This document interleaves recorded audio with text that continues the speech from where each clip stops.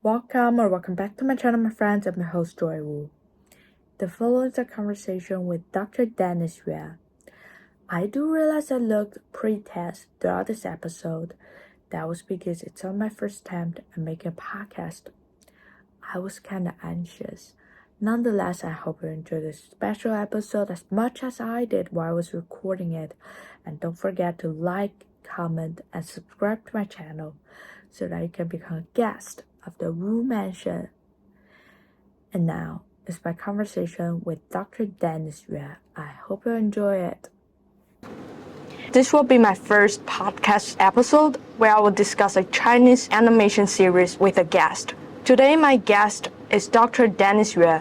Dr. Dennis Yue is an expert in ancient Chinese wisdom, and he aims to incorporate them into existing leadership and management thinking through education. During today's episode, Dr. Yue will share his thoughts on Chinese culture value system, the preservation of tradition, and kindness interpreted in Chinese culture. Dr. Dennis Yue, welcome. Thanks for having me. In this episode, we're going to talk about Yao-Chinese Folktales, co-produced by the Shanghai Animation Film Studio and Shanghai Kuanyu Digital Technology. This animation series offers fresh interpretations of Yao, demons or monsters, from Chinese folklore.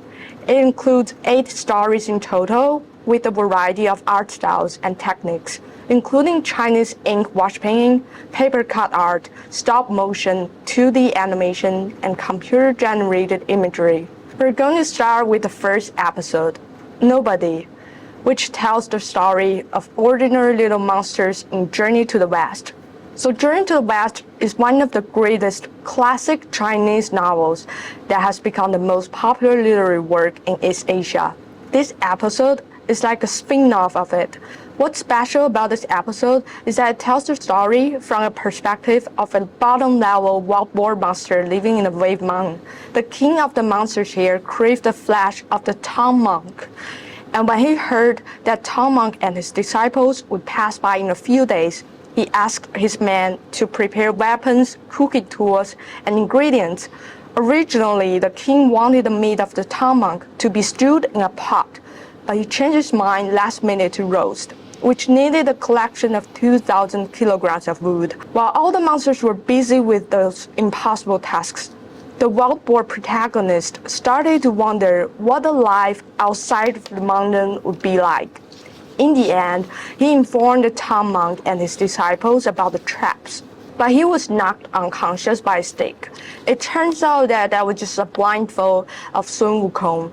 He pulled the wild boar monster up and gifted him 3 fur that could protect his life in the future. Dr. Yue, can you tell us about your favorite part of the animation? I liked the entire episode throughout. I think there are many unique components to that. One of the ones was when this little nobody went home, when he was talking to his mom. In many ways, I feel this part, it really reflects perhaps our current society, Chinese society, and how young people feel and their relationship, their interactions with people in their everyday life. For example, he came back to someone who loves him, but come with this love, there is an expectation, right? The mom wants to be proud of him, and then he was kind of exaggerated how important he was, even though he was a new boy, was like play a small role in this case. His group, his company perhaps. Then he wants to say, I've done great things, and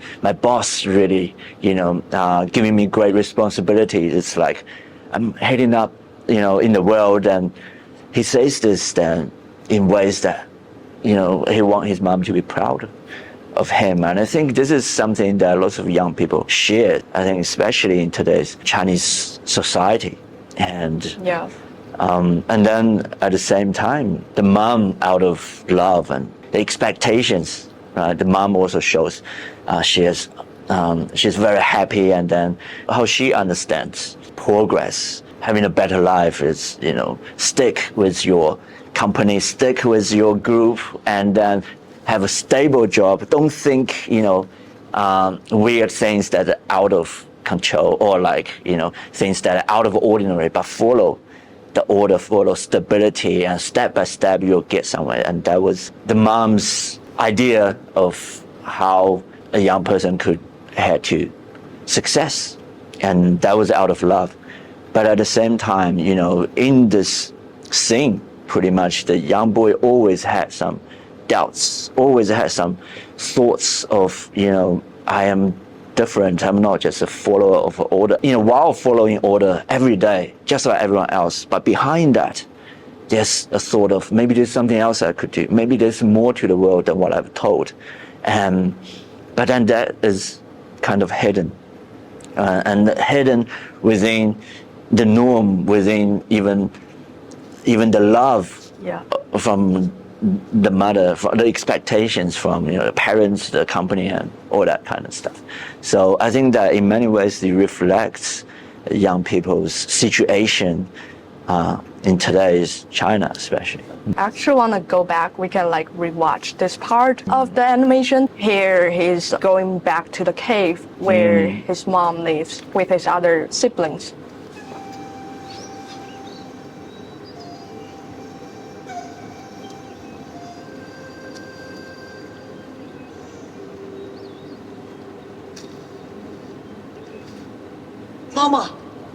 妈，这东西叫煲汤，刚在镇上买的，你和弟弟妹妹们尝尝。So he remembers to bring some food to his mom when he visits his mom, which shows his respect and love for his mom and for his family. This is, I think this scene, this moment is a good way of reflecting Chinese traditional value. Yeah. In this case, a Confucian value of filial piety. So by just showing this, the director, with this very little motion, this little act, to tell you that he is a filial pious son, which in Chinese understanding is following all the Chinese principles, Confucian principle. He is a good son. And then his actions afterwards should continue to, reflect that. Also, I believe he's the oldest son. He has to be a role model for his other siblings. 好吃，我也要。给妈妈留一块。都让他们吃了吧，长身体。你怎么样？一年都没回来，是不是太忙了？对，现在大王给我派了很多事情，每天做都做不完。哎呀，大王重视你就好。想当初大王派人来挑，你在门口玩，一下子就被选中了，咱家上下3代，终于出了个人才。So his mom really proud of him. Yeah, because in this case, the mom's, of course, naturally wants to be proud of her children, and then this expectation, in this case, right? She already started to, to say how much she's proud of him, and in this case, for a filial pious son, it naturally could add certain type of pressure. Yeah, so that he has to exaggerate how important he is. Another component is that now, as the mother already expressed what she is proud of, now the pressure goes to the son of becoming what she wants him to be. He has a pressure to suddenly become someone that is only a great son or a loving kind of son is now defined by what mom's seen as amazing, a great, suddenly her value system become more important. Now he's having to living up to her value system because she shared what made her proud rather than who he is or what he did. It was I was so proud of it because of what I think has value, which is someone else picked you and maybe this organization that she believed in, and which separates from another way of communicating of what do you want, what do you find your meaning of life. So it's a completely different perspective, which is very common in China, of being a filial pious. When we're talking about Confucian value system of being filial pious, there is a system of service. Everyone, it's everyone has their role to play, right? To be a good son, there's a role. And quite often, you're playing this role for someone else, which in this case is your parent. If it's a country, it's someone else. The mom here is projecting her own wishes and hopes to her son. What the son is doing right now might not be what he truly wanted for himself, but he has to listen to his mom. And that is one component of Confucianism. Everyone in the society plays a role. And this role actually sometimes has got nothing to do with you, but who you are, what do you want to be, what's important to you. This role is played for others in the system. So the entire system will function instead of you will, live the life meaningful to you. It's about the system. To be a good son means he would make her proud rather than he would become something himself or someone himself. And this should be also reflected in his work as well, because that's how Confucian system functions, is that the family system is a prototype actually for the workplace, and the workplace is a prototype actually for running of a country, running of a province. Yeah. In this case, it should be reflected at work and everything. There's just not much individualism here. Not at all, yeah. It's like you're playing a role. You're not being yourself. It's like you're being an actor and you have a job. Your job is to be this ideal son, to fit into this prototype for the system, for someone else. And they also have a role, right? Being a good mom also has a role. Yeah. And it's not to do with who she is necessarily, but to do with her relationship with others in the system. 你不要太深了，你看看你怎么秃成这样。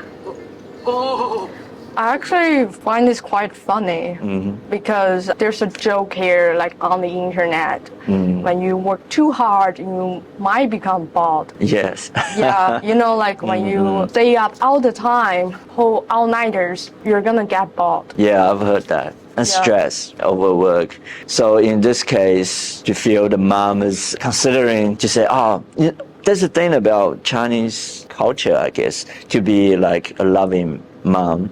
The stereotype is always you care about the children's well-being, physical well-being. And that is how you show care, show your love, right? So exactly.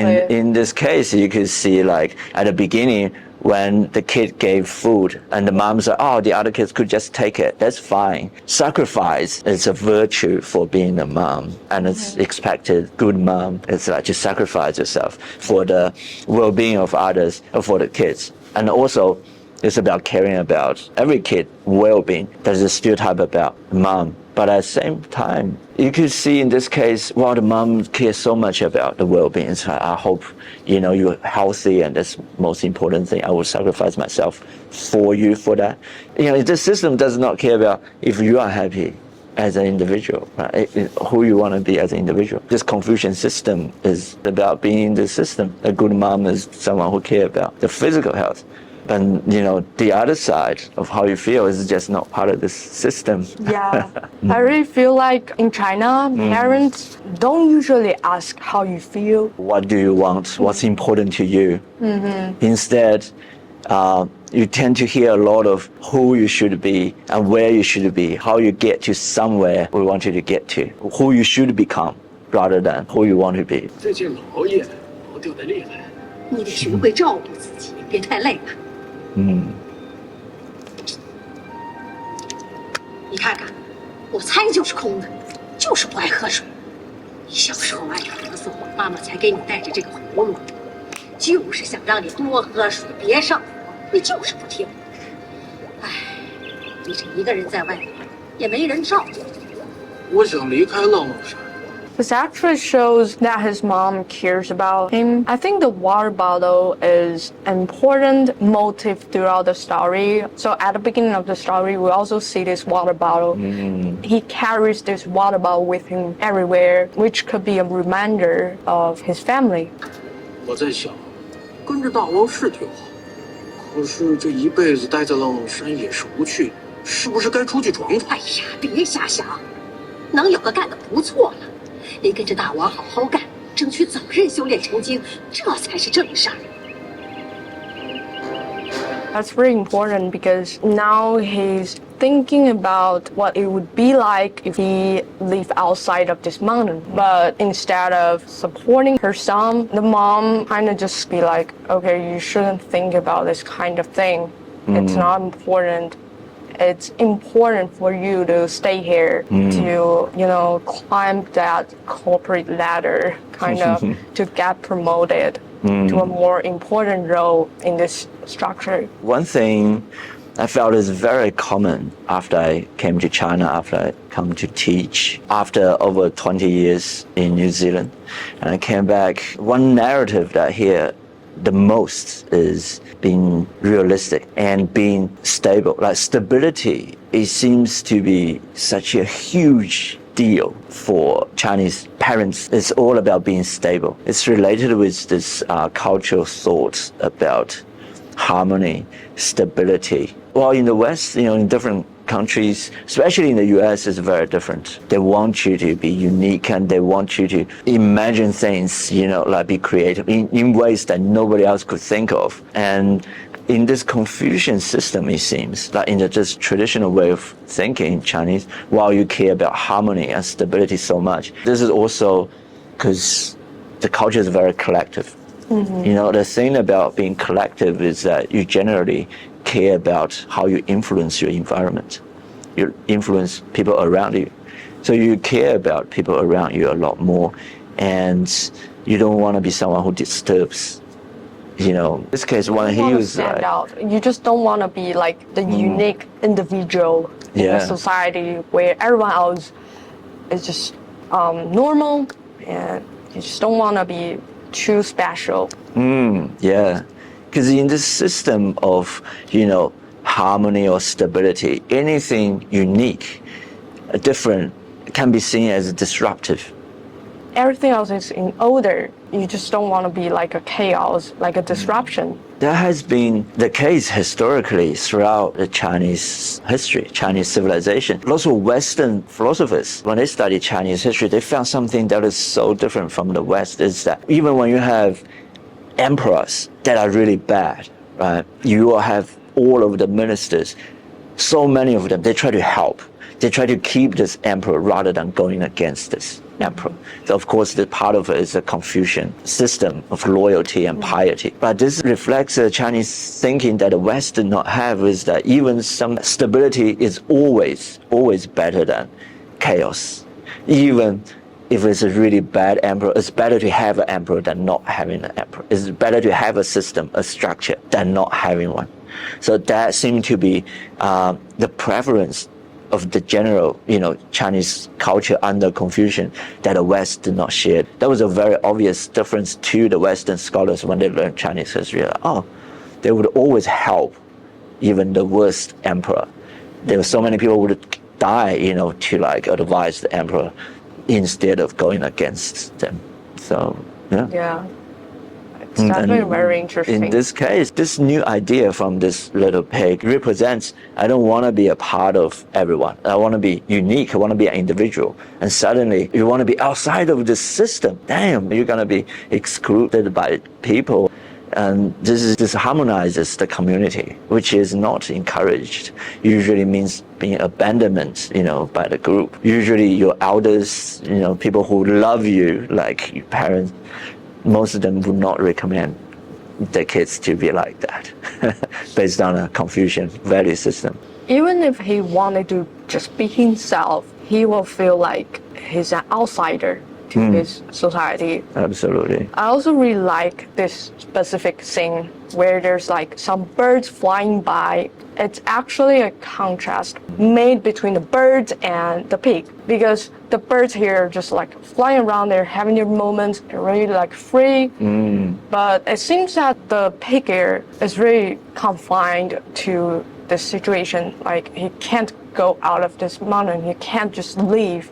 So if you see the birds, interacting with each other freely, with the pig and the mom is a very clear one-sided relationship, right? The mom seems to have all the right answers, and only thing he could do is to plead something, ask something, hoping she agrees with him that her words can either give him what he wants or completely deny. Parents has the power to do that to the children.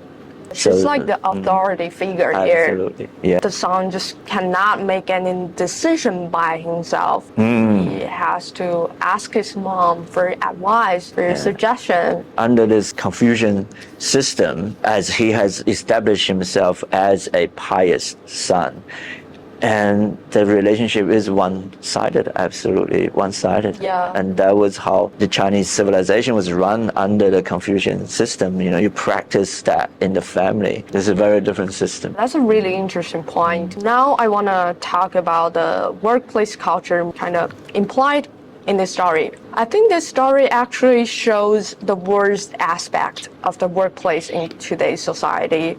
So there's the phenomenon of seniority. Workers at the bottom level, the pig hair specifically, need to be submissive and do not have a say in every decision made by the organization. The leader makes frequent changes in policies without considering the consequences. In this case, the wolf, like the king of the monsters, originally wanted the Tang monk's meat to be boiled, but he changed his mind immediately to roast, and he just keeps demanding impossible tasks from his subordinates. It's also one-sided. The boss just tell you what to do and you just do it.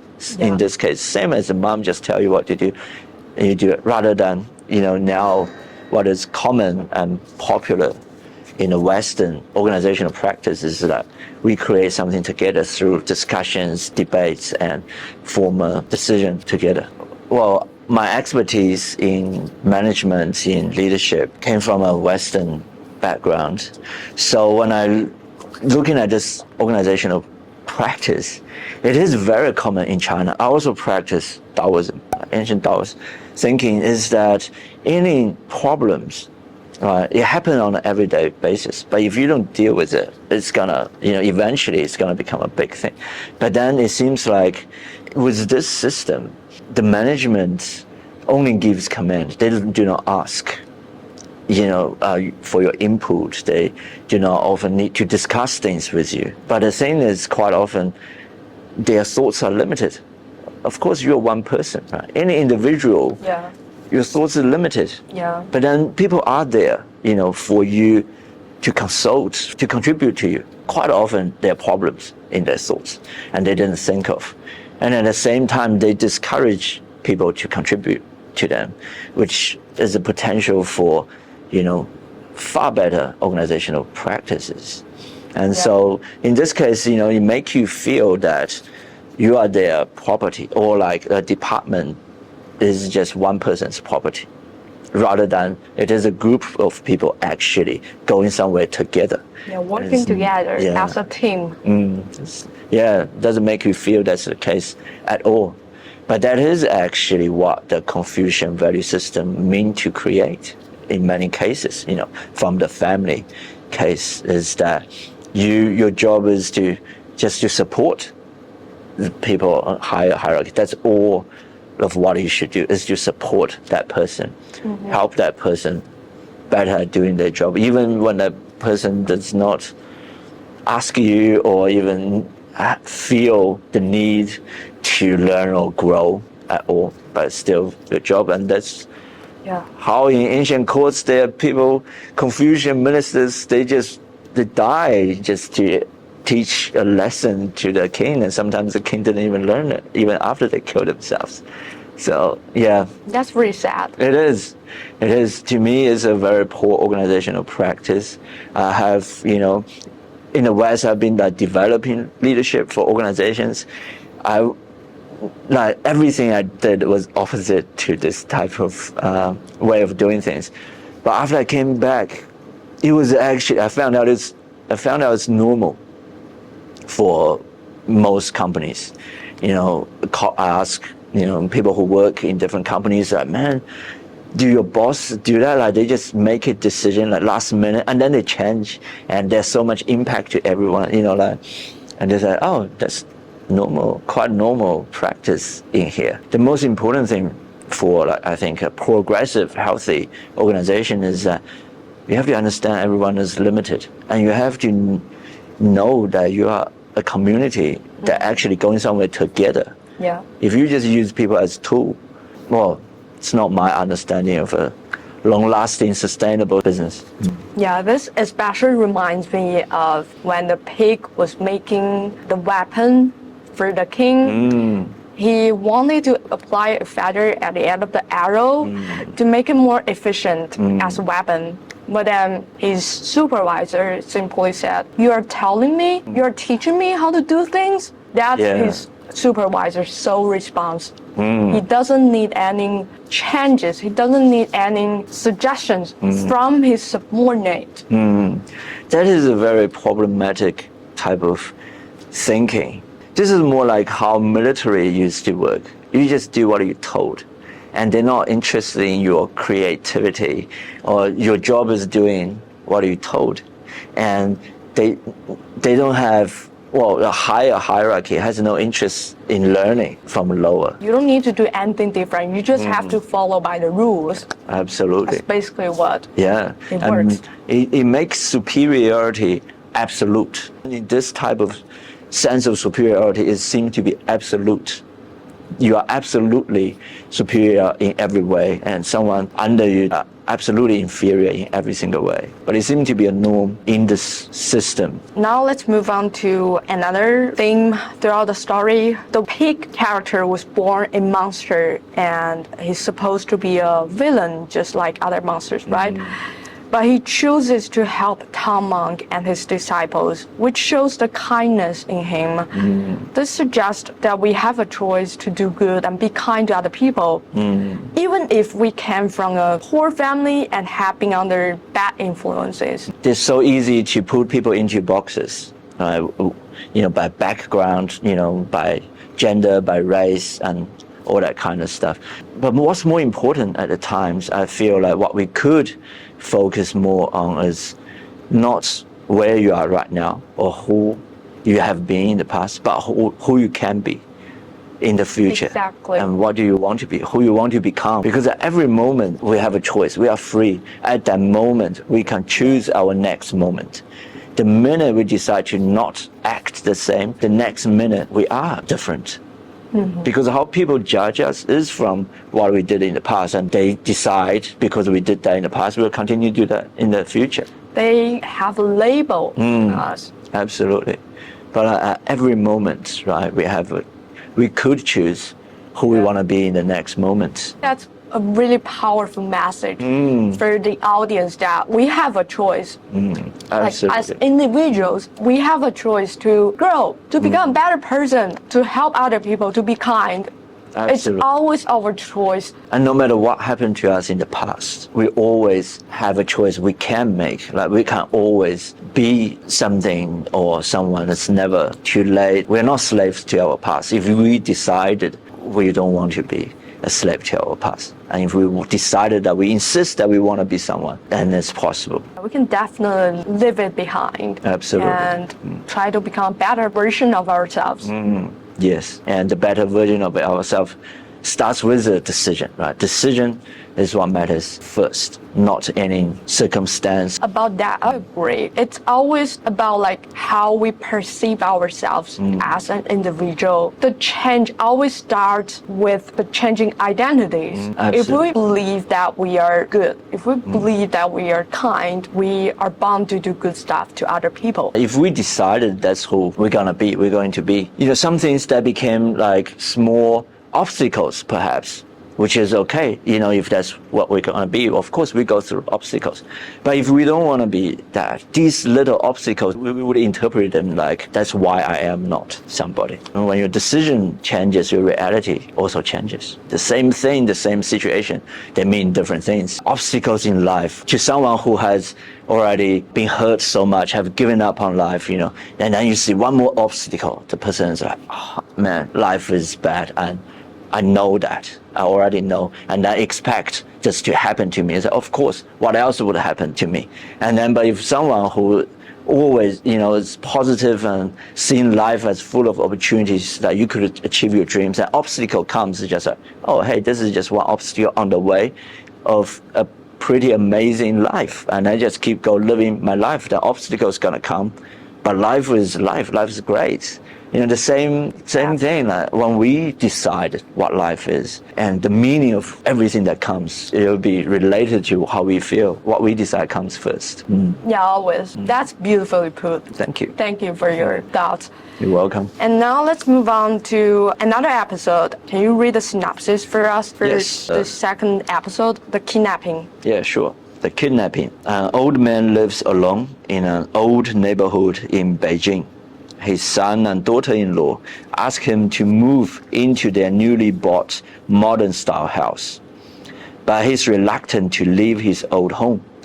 Then he meets a talking rat that tells him he just won a prize, and then asks the old man to come with him. The old man isn't impressed with this talking rat and refuses to go with him. But then turns out the old man is kidnapped by the rat.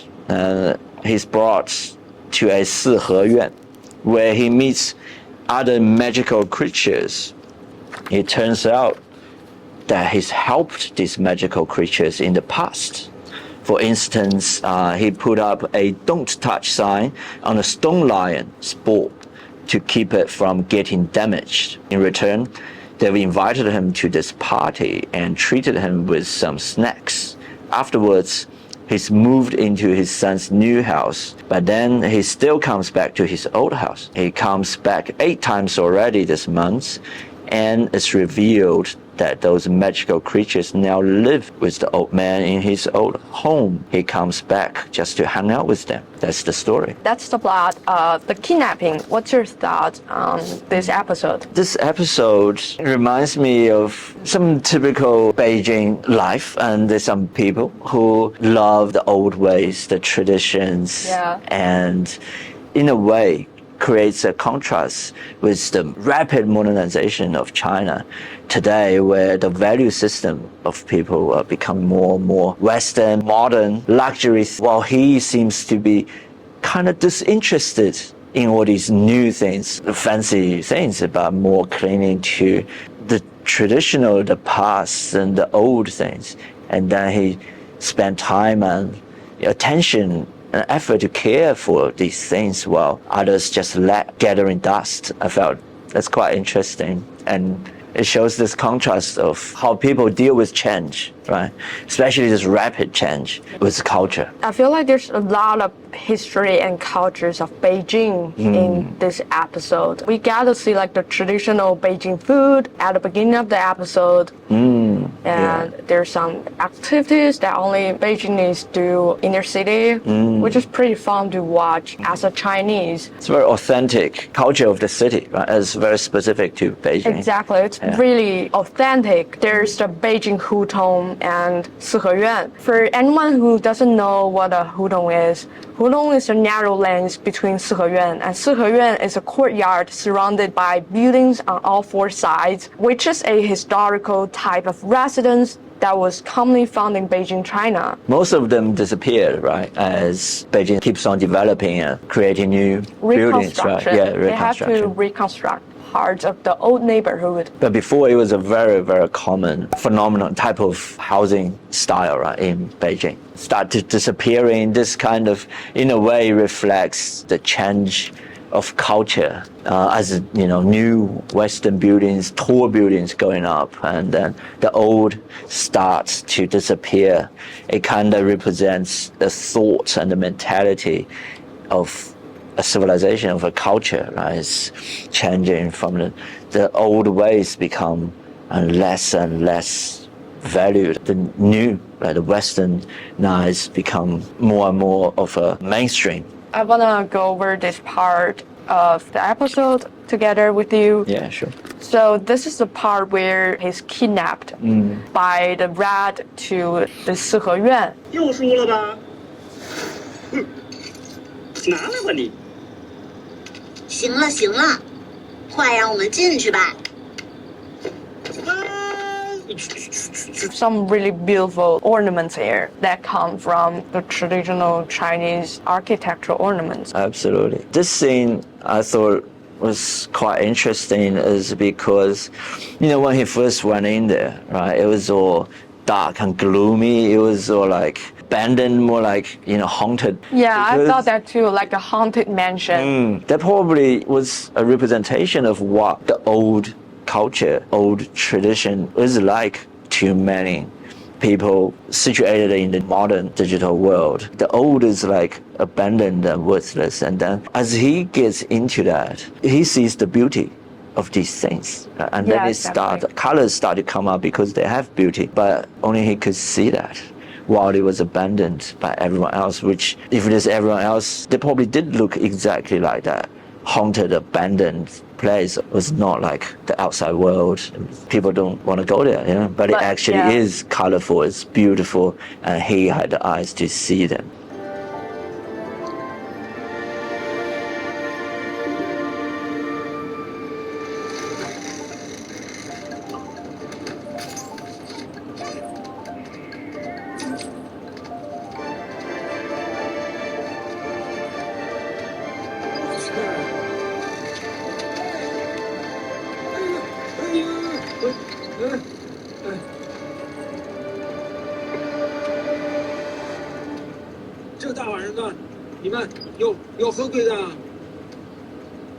In real life, this kind of historic objects can seem boring to look at, but they made them look very cute here. They are personified here, and they look cute. You know, the stone lions?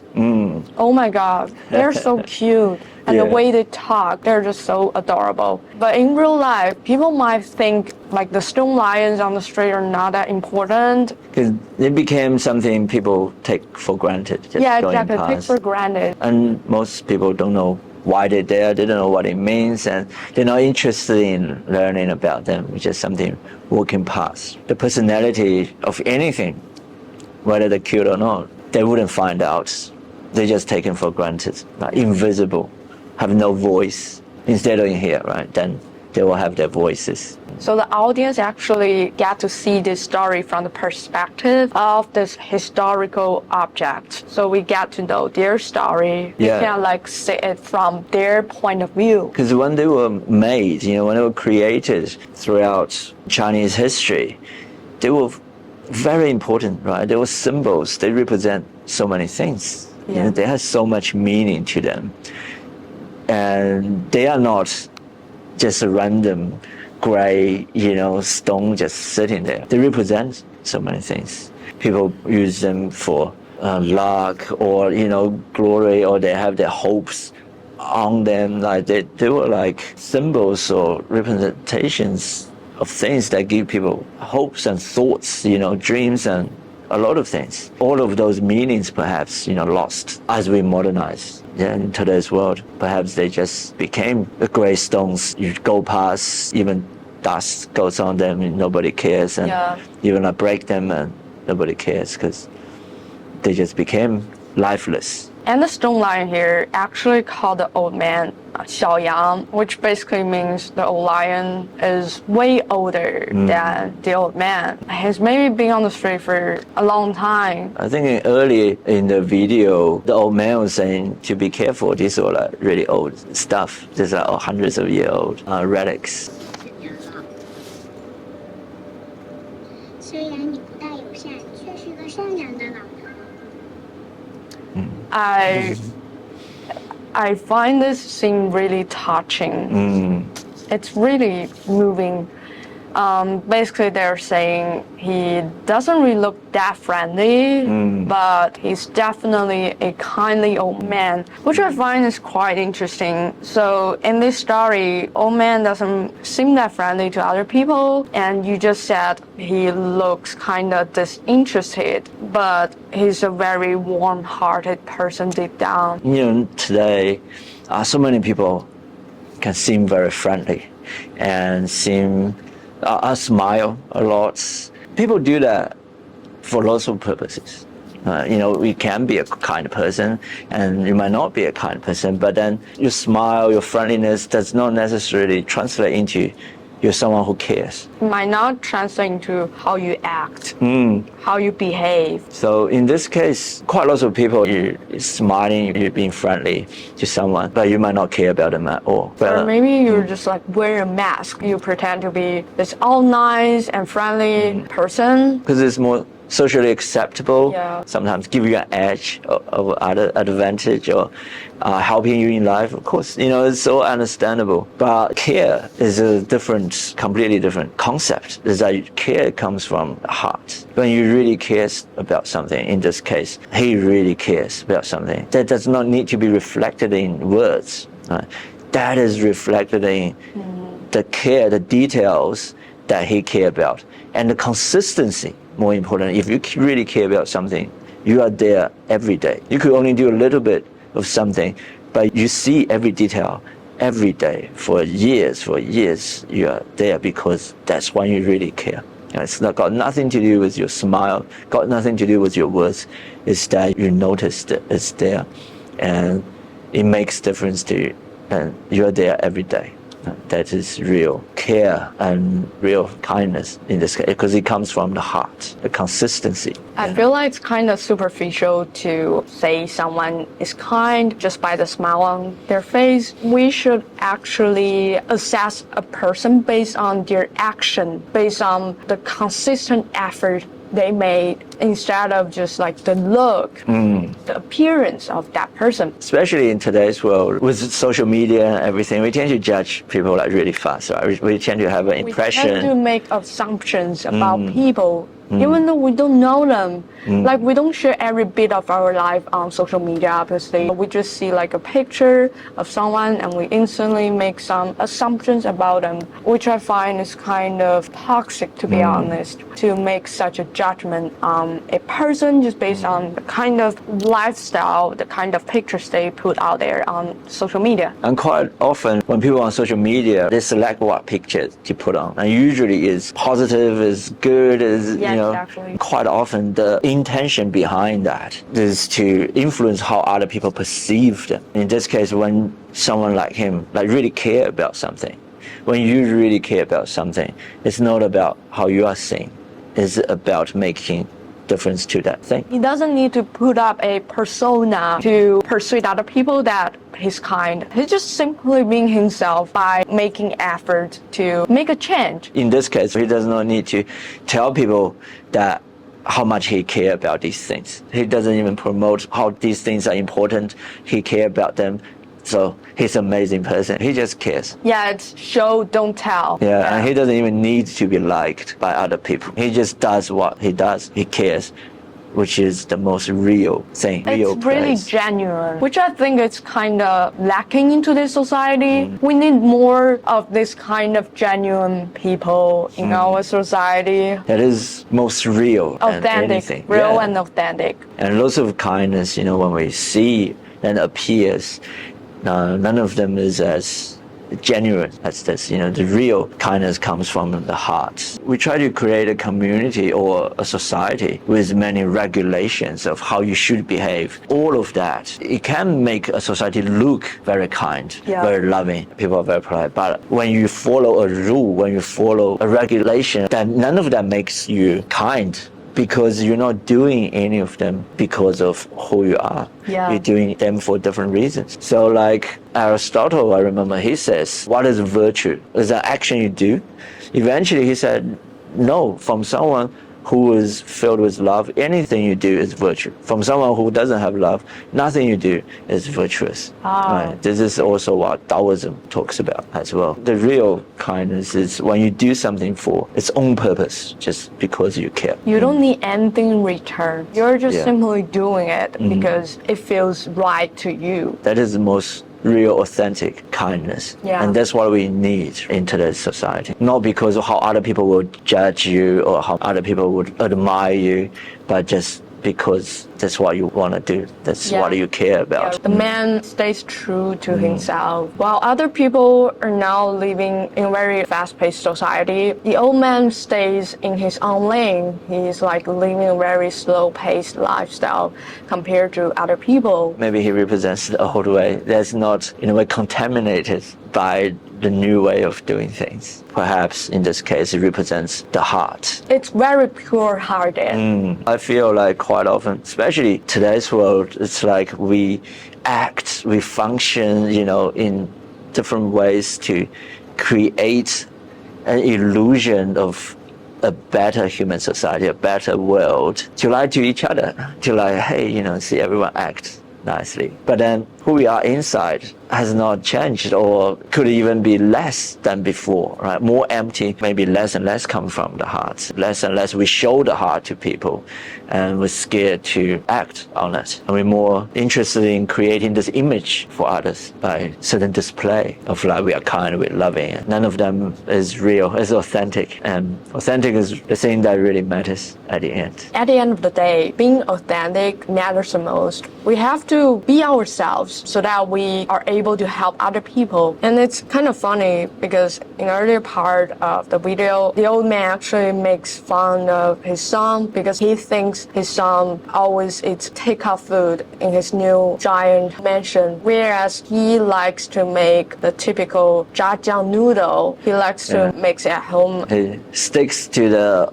old Beijing tradition. He represents, in this case, the old city, everything it was, the culture and the way of living and the value system.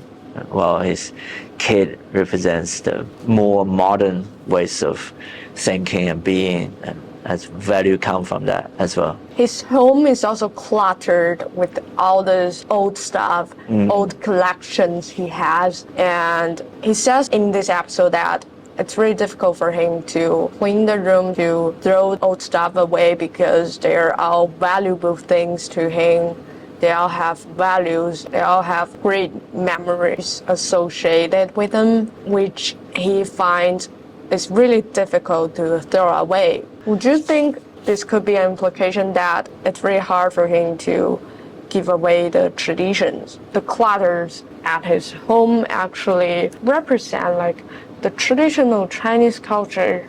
Absolutely. This is a conflict many cultures, many civilizations go through, generation after generation. Lots of his stuff, the younger generation is seen as trash, right? It's just cluttered, so much trash at home, just get rid of this junk. But he values every little thing. It has a value to him and he treasures them. He wouldn't never depart from them. In other words, he understands why are these things valuable.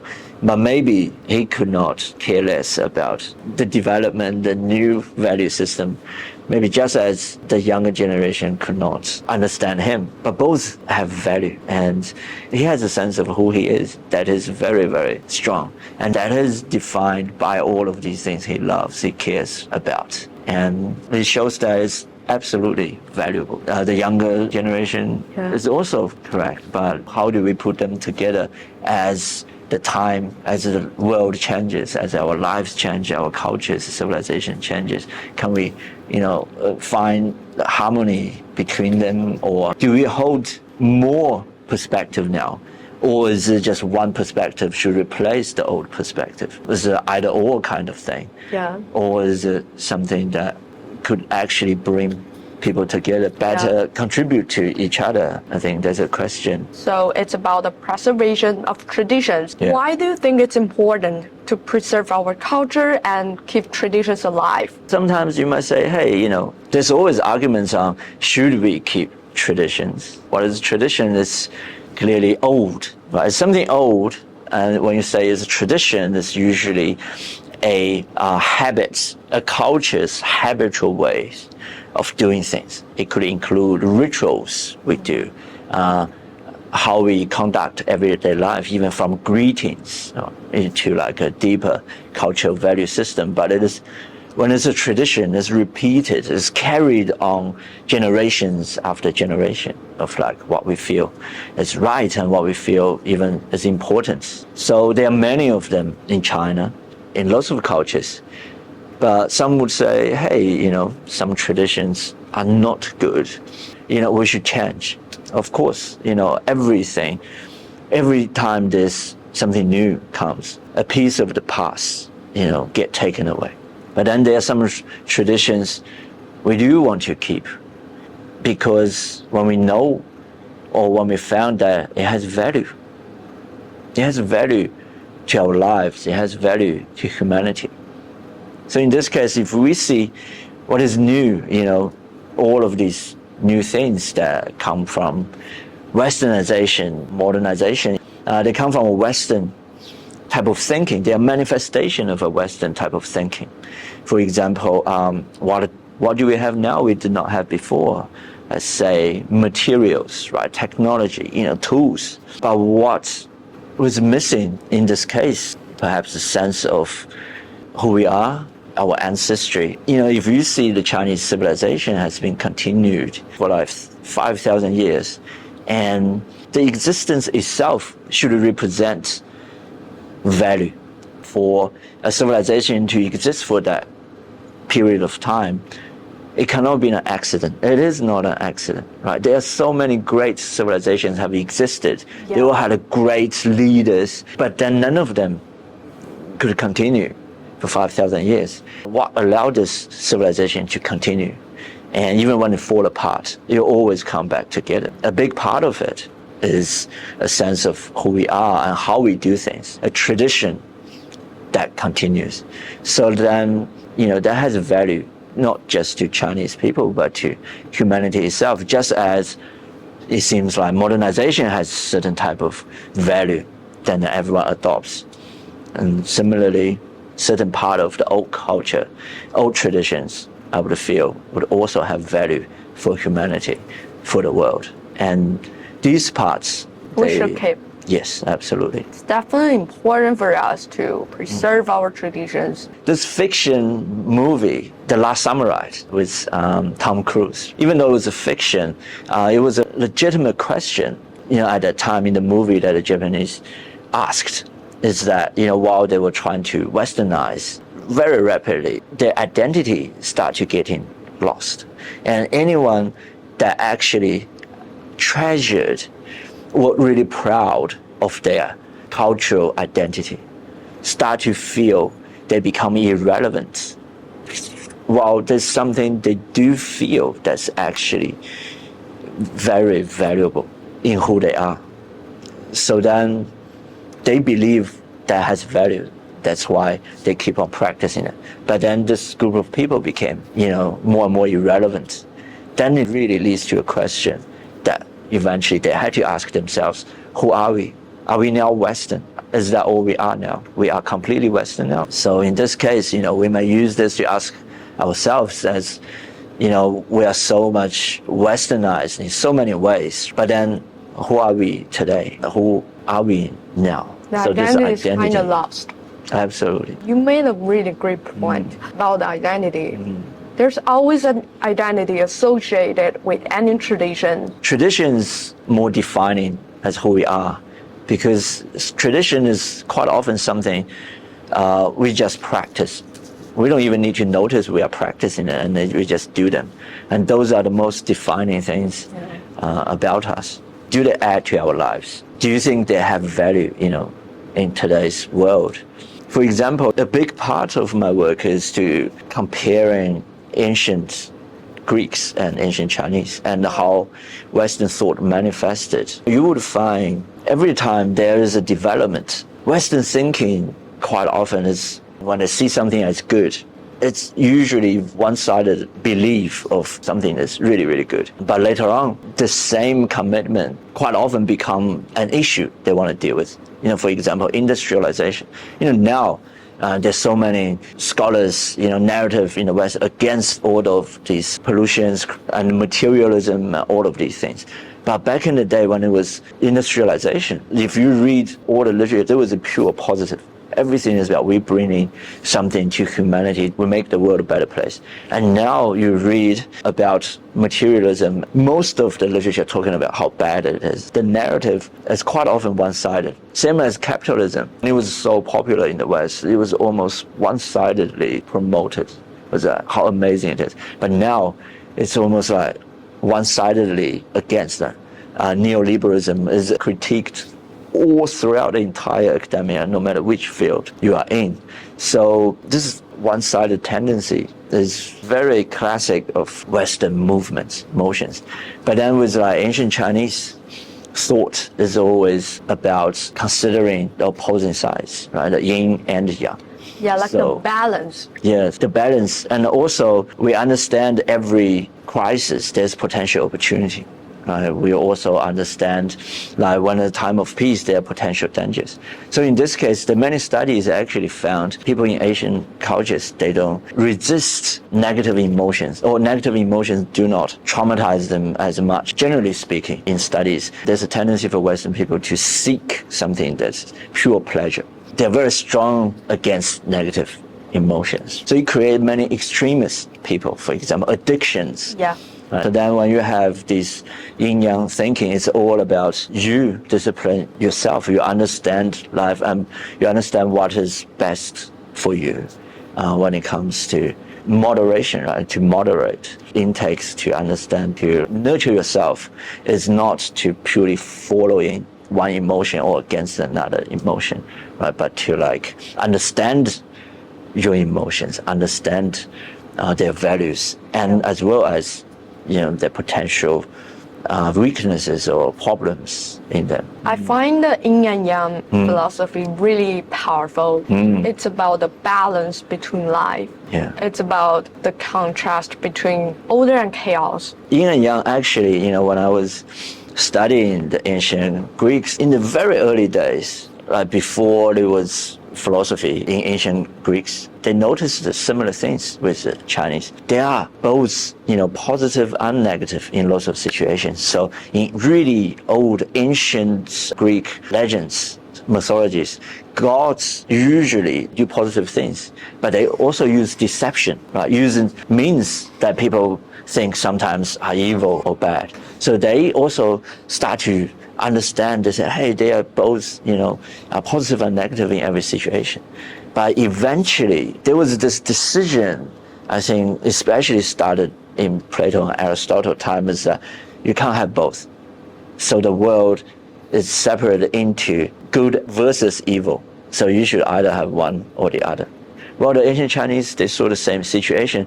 Their understanding is that, there's positive and negative in every situation. That is the norm. Every situation must have positive and negative. That is the norm. So then that means if you only see positive, you haven't seen the negative yet. But it doesn't mean there is no negative. Yeah, true. But after that choice with ancient Greeks, things are either positive or negative. If you see the negative, that means the thing is not positive. If you see it's positive, that means it's not negative. So then it became very polarizing. Yeah, very polarizing. If you come from the yin-yang perspective, is that righteousness means one-sidedness. You could see that in ancient medieval European warfare, or the destruction is very important for them, as every war is about destroying evil. If you look at their literature on war, it's like how great you are as a general. You do as much destruction as you can to the evil. But then you look at ancient Chinese military strategy, is completely different. They see that nobody is inherently bad or good. So sometimes war is just you come from opposing perspective, but that perspective, they understand it can change. The best strategists, they don't start war, they convert instead of fighting against opposing general, which traditional Western see as evil. You are there to fight against them. They say, hey, I convert this person into my cause with ancient Chinese strategy, and then this person became mine. This person is not inherently evil. It's just in a different perspective, but I can convert this person. Then eventually, in ancient Chinese strategy is that you win a war, you don't need necessarily to fight a single battle if you're good at transforming yin into yang, because yin-yang is ever changing. You can change yin into yang, change yang into yin. So you can conduct a war with minimum destruction. That's like the top strategist. So it's a very different philosophy. I feel like the Yin and Yang philosophy is a very flexible mindset. It's based on understanding change is the foundation of things. Yeah, so when we're faced with a bad situation, we can use the Yin and Yang philosophy to make the most out of it. We don't just hyper focused on the negative. We don't focus on negatives. Instead, we look at the bigger picture where there's gotta be a positive in this situation. This is also reflected on the medicine, how they approach medicine. So in the West, when they see something, when they see a sickness or a disease, It's about like eradicate, about erase it. It's all about how to remove that disease, how to remove a germ from a body. that came from their, traditional philosophy of if something is bad, it's because it was inherently bad. The bad needs to be removed. But from an ancient Chinese perspective, something looks bad, it's appearance of the entire situation. So the yin-yang co-creates a situation. When the yin-yang balance change, the situation also change. This is only appearance. So they see what's bad is only a symptom. It's not inherently bad. But then when everything change, the situation, the environment around it change, then the appearance disappear. Just like, when you see a plant that is dying, you just change its environment and then it become good again. So the ancient Chinese see change as the foundation. The foundation is, it's changing. So you can transform this through change. So you're always thinking of how to transform the situation rather than you see it as inherently bad, needs to be eliminated. It is just your obstacle or your enemy. In ancient Chinese thought would think enemy is not real. Enemy can turn into friend. So the focus is on how to turn them, while the Western focus is how to eliminate them. And you would quite often see warfares in ancient China has less destruction usually than the Western warfares. And this, if we talk about as tradition, we can see they have values, right? They have a lot of values, not just for us, but even for as humanity as we continue. Right? We have adopted so many things from the West. Technologies made our lives easier in many ways, but they're also something the Western way is lacking, and that we could contribute, and there, other cultures in the world could contribute, because each cultural thought is a perspective.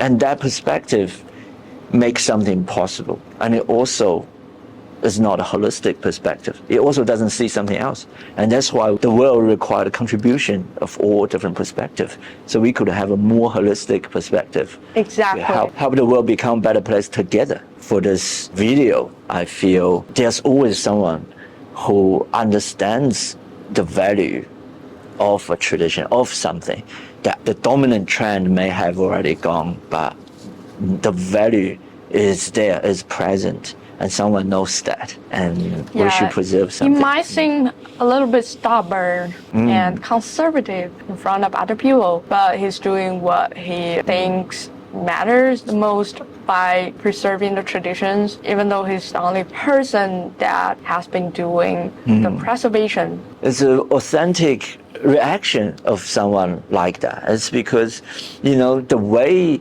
he acts is that he's disinterested. He showed that he didn't think all those things that other people care about are that important, because he values something else already. He knows exactly what he values, and he knows the value of these things and the words of these things.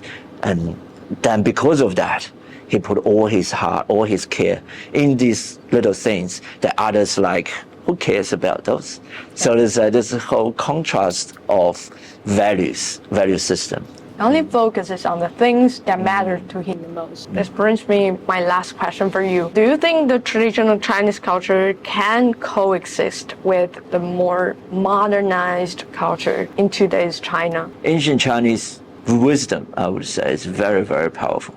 And because I studied ancient Western and ancient China, I feel ancient Chinese thought can be very beneficial to humanity, to the world, beyond what the current Western philosophy they could do, because it gives so much more perspective. It creates It has wisdom. so much, wisdom in itself. And wisdom, is very different to Western knowledge and philosophy. Wisdom is lived, is how to live competently. You will see like ancient Chinese sages or even Buddhist monks, they are the people who live very relaxed, with joy. Any difficult things that come to them, they make it look easy. They make like nothing.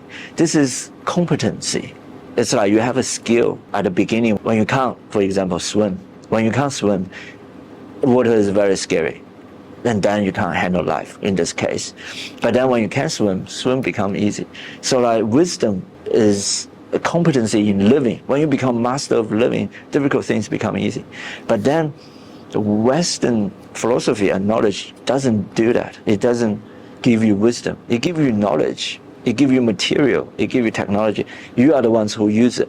But who are you? So positive people will use it positively. Negative people use it negatively. Yeah. Evil people will destroy the world with it. When you grow in wisdom, I think it benefits entire humanity. Yeah. And that's what ancient Chinese thought does.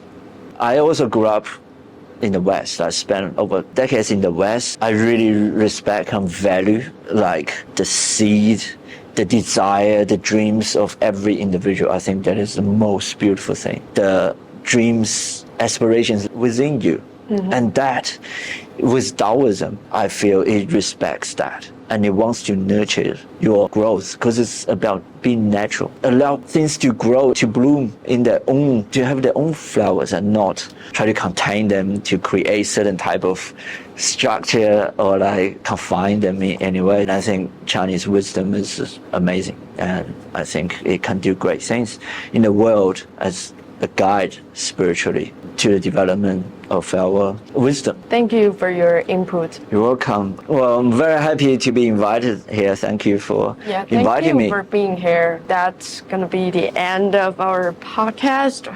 We're just going to wrap it up here. So we have today. Yeah. Thank you for watching. Remember to subscribe.